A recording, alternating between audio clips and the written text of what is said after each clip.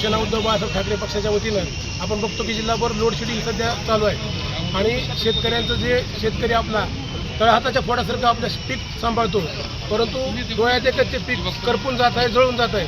पाणी मुबलक असताना फक्त वीज नसल्यामुळं शेतकऱ्यानं जगवलेलं पीक अक्षरशः या उन्हामुळं या उष्णतेमुळं करपून जात आहे. तर आम्ही या ठिकाणी आज MSEBच्या सर्व अधिकाऱ्याला आम्ही ताकीद दिलेली आहे.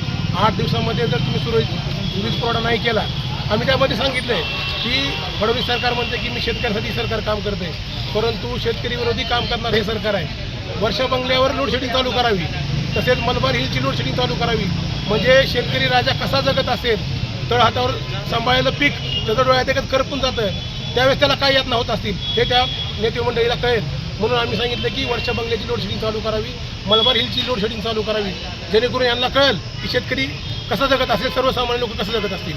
या ठिकाणी 8 दिवसामध्ये जर सुरळीत वीज पुरवठा नाही केला तर आम्ही MSEBच्या ऑफिसमधील कुठल्याही कर्मचाऱ्याला काम करू देणार नाहीत.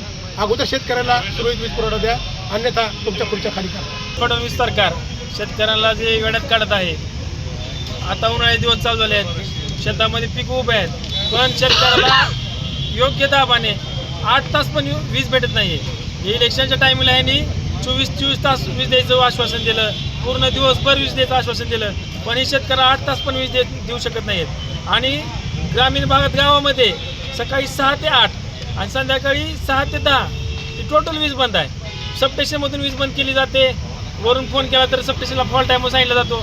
ही अघोषित लोडशेडिंग जी चालू केली आहे ही वेळीच बंद करावी, यासाठी आज आम्ही लाडके आमदार कैलासदादा पाटील व खासदार ओमदादा राज निंबाळकर यांच्या मार्गदर्शनाखाली आज रस्ता रोको आंदोलन केलेलं आहे.